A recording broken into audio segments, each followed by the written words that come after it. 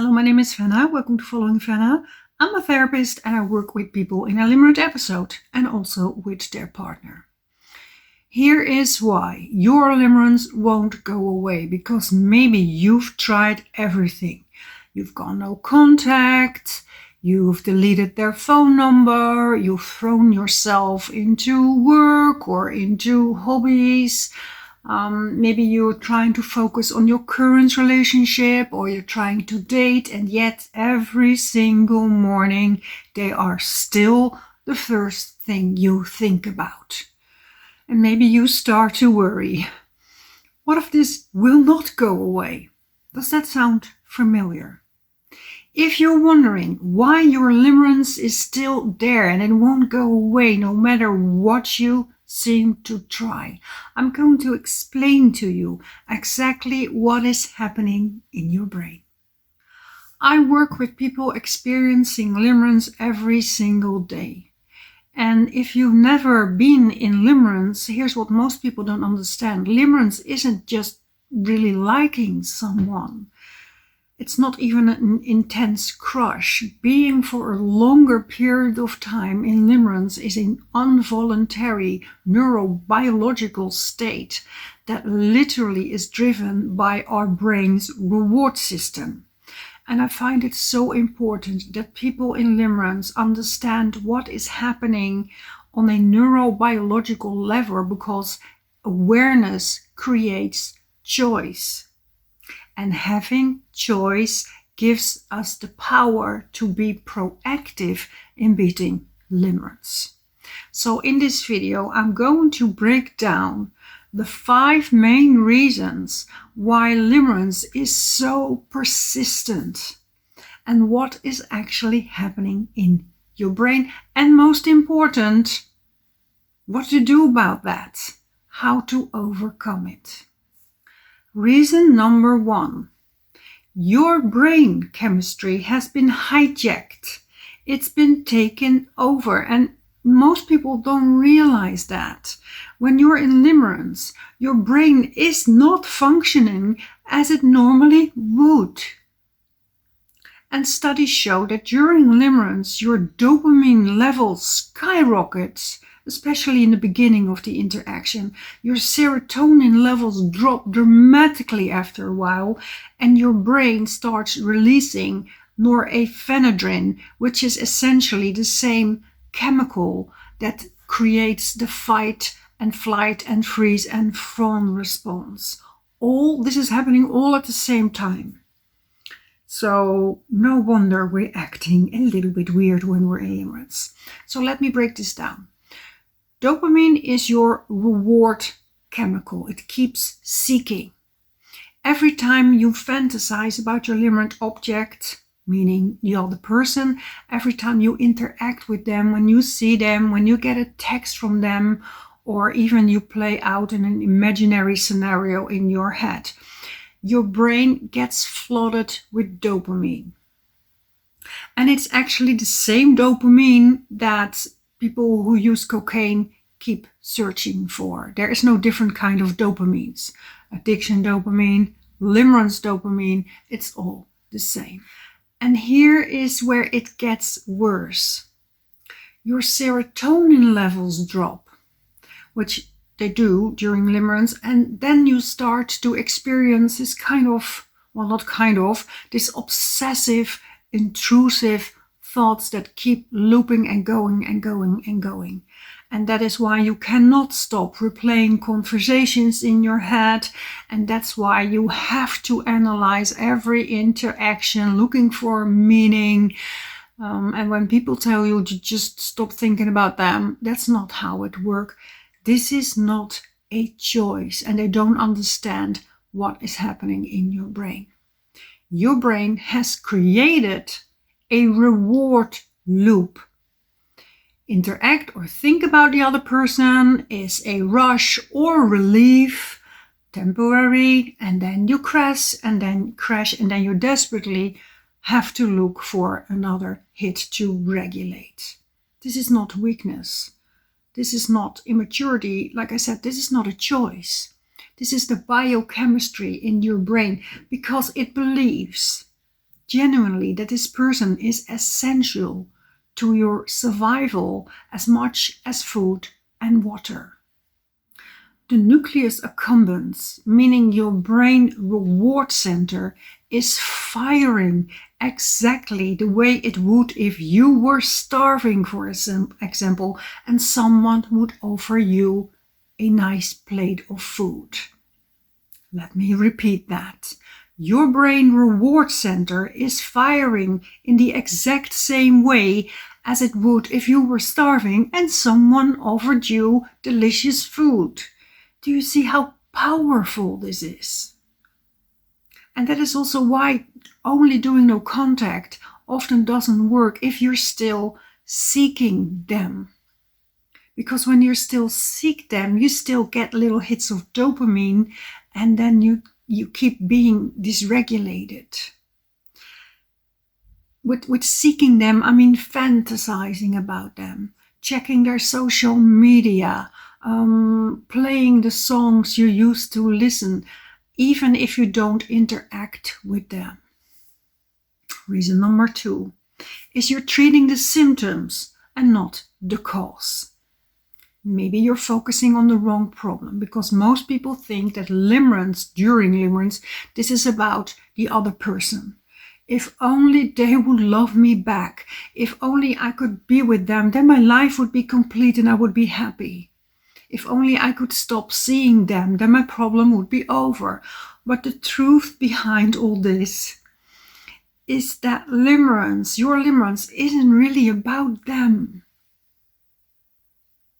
In almost every case I've seen in my work, limerence is a symptom for something deeper. It's usually rooted in one or more of these things, and one of them is attachment patterns from childhood, attachment wounds. If you grow up with inconsistent or emotional, unpredictable, available caregivers, your brain learned that love is uncertain and you have to work hard for it. And limerence can recreate that exact dynamic, the uncertainty, the longing, the need to earn someone's attention. And number 2 is unprocessed trauma or emotional voids. Maybe you're using limerence to escape from depression or anxiety or loneliness or boredom. And the rush that comes with interacting with the other person actually serves a purpose. They distract you from dealing with feelings, basically, and painful feelings, or an unsatisfying part of your life, subconsciously. Me, for example, I had no idea that I was avoidant attached for 45 years. And until you address the root causes, you can make your LO disappear from your life, sure. And you can completely go no contact, but your brain probably will find someone else, a new limerent object, because the underlying wound is still there. And that is why some people go from one LO to the next, and it's painful and it is exhausting, to say the least. Reason number 3. Maybe you're just not ready to let go. And this is something that is maybe painful to admit. On some level, you don't actually want to let go yet. And I know maybe you're thinking, but I do want to let go. This is painful. This is torture. I feel imprisoned. And I believe you, but subconsciously, consciously, you absolutely don't want this pain. You want this pain to end, but subconsciously, that's a different story maybe. And the word never may feel very scary to you, like endless darkness. The word never, if I tell you you will never talk to your LO again for the rest of your life, maybe that is just too overwhelming yet. And, let's be honest, Limerence, as painful as it is, it also brought you something really good. Dopamine feels good. It made you feel alive. At least in the beginning, it gave you something to hope for, to get out of bed for. It created meaning and a narrative in your life.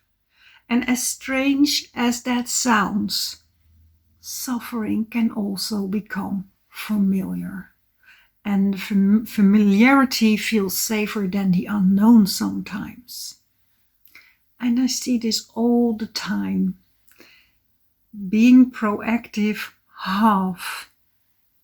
People want to heal, but then they keep checking their social media. They keep driving past their house, or they keep replaying the highlights of the best interaction they had, or they do the mental rehearsal, meaning that they're preparing for themselves for when they bump into the LO in the future. And I get it. I've been there. I understand it.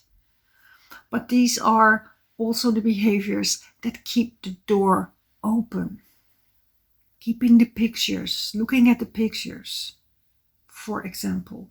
Still choosing the perfect profile picture because maybe the LO will look at it. Still adjusting your clothes for when you're gonna bump into them at the office. All these little behaviors that secretly keep the door open. Recovery from limerence requires radical honesty with yourself, between you and you. You have to ask, am I doing this behavior to keep the limerence alive and feed it? Am I still secretly hoping that they'll change their mind? Am I using the fantasy as a coping mechanism instead of grieving and building a new life? Reason number 4, you haven't replaced the dopamine source. Maybe you've tried to eliminate limerence, but you haven't replaced it with anything. And note, nothing, no natural, healthy source will feel the same and give the same highs of dopamine as limerence does. But we have to work a little bit with the dopamine system.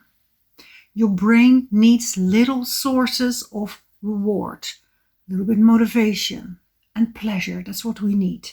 So if we're just trying to white knuckle our way through limerence without giving our brain alternatives, little hits of dopamine, it's going to be really hard. So this is kind of a long introduction just to say, go do things that genuinely matter to you, to create little rewards in your life. And I don't mean not just being busy or keeping yourself busy, but pursuing genuine goals that excite you.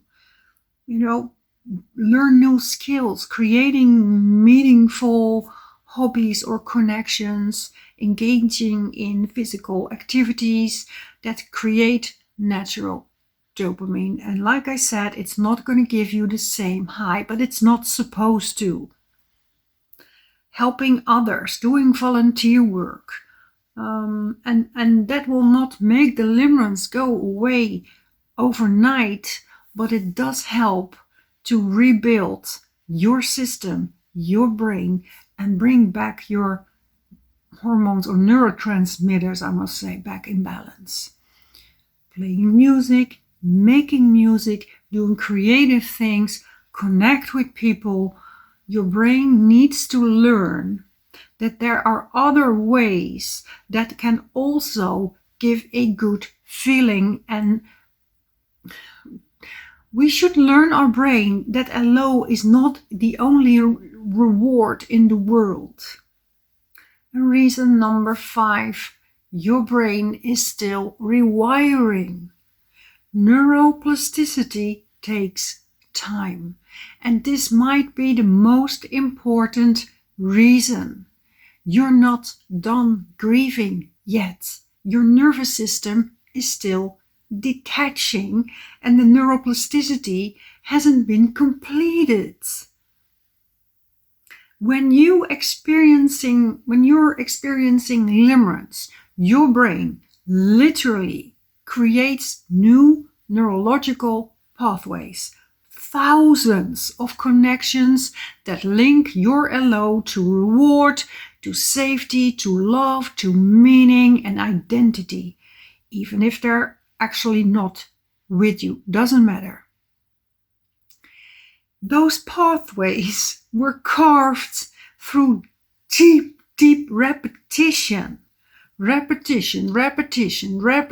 Every time you thought about them, every time you fantasize about them, every interaction. And when you try to recover from limerence, your brain has to work really hard. It has to prune those pathways and build new ones. I talk about this process, which is called neuroplasticity, and it doesn't happen overnight. It takes months and sometimes even longer. There is no time frame for it. It takes as long as it takes.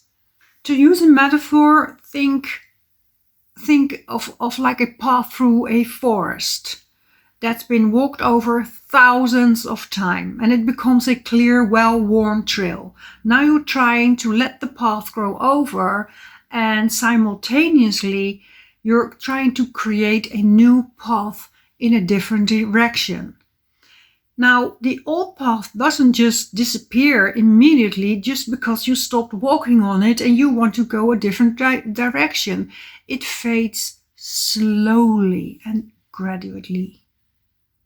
This is why you can be doing everything right. The no contact therapy, building a new life, and still have intrusive thoughts, still have vivid dreams about them, still feel the ache and the longing and the missing sometimes. Your brain is still in the process of reorganizing itself, and the neural connections are weakening, but they haven't dissolved yet. So what does actually help when you're in this?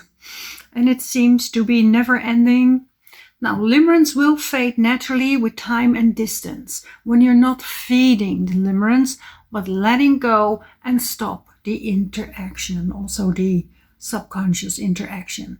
But without the healing work and awareness, you might bump into the new LO in the future. So professional support can help you through the process. It creates awareness of your needs. And therapy also doesn't end the limerence overnight, of course, but it addresses the underlying wounds. What's been not addressed yet? Limerence is not a life sentence. I've seen people recover many times. I recovered. I've seen people going through this hell thinking that they were stuck, but they were not. But it requires three things. One, understanding and awareness what limerence is. This is not your soulmate. There is something else going on here. Number two, commitment and being proactive.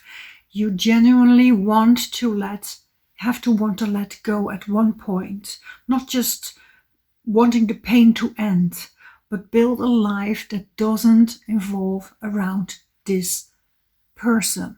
And number three, support. Your brain is working against you. You probably need external accountability to guide you through the grief process and the biases and the longing and the bargaining, and heal some old wounds and also learn some new coping skills to deal with your feelings. The path out of limerence isn't just about forgetting the person. It's about reclaiming your life. It's about giving your body time, and it's about honoring the grief while refusing to let it define you. You are so much more than your limerence. For now, I want to thank you for watching this video, and if you want my help, my email address is in the description below. I hope to see you in another video. Bye!